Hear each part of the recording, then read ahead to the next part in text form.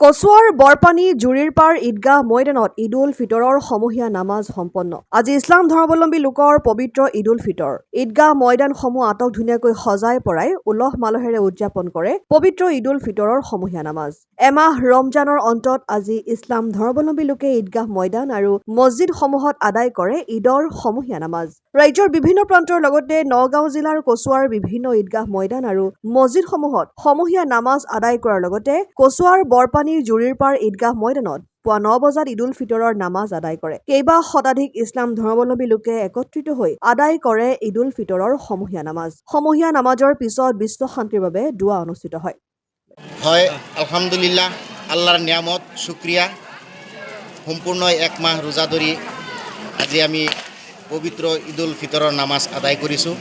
বহুত ৰাইজ, বিভিন্ন অঞ্চলৰ ৰাইজ সমাগত হৈছিল।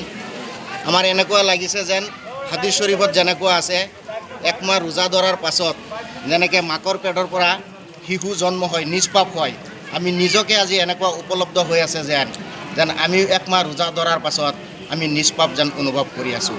আল্লাহ আমাৰ এই নিষ্পাপ কবুল কৰক। প্ৰায় হাজাৰৰ ওচৰা ওচৰি হৈ যাব জুৰিপাৰ ঈদগাহ।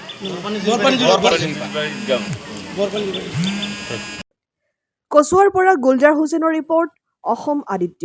NKS হুণ্ডাইলৈ স্বাগতম। নৰ্থ ইষ্টৰ প্ৰথম GDSI 2.0 ফিচাৰ্ছ ডিলাৰ হৈছে NKS হুণ্ডাই।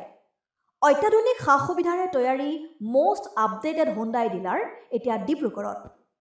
আমাৰ NKS হুণ্ডাই ডিলাৰত open sales consulted room, customer ৰুমৰ লগতে পুৰণি গাড়ীৰ এক্সচেঞ্জ ফেচিলিটিও ৰখা হৈছে।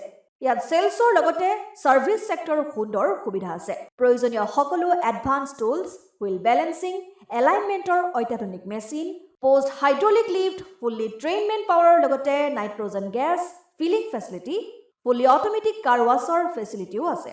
লগতে NKS হুণ্ডাই ডিলাৰে কাষ্টমাৰসকলৰ সুবিধাৰ্থে মোবাইল ছাৰ্ভিচ ভেনৰো ব্যৱস্থা ৰাখিছে, য'ত হাইড্ৰলিক লিফ্ট, ৱাছিং facility, wheel balancing, tyre pressure check কৰাৰ লগতে বহুখিনি সুবিধাই উপলব্ধ আছে।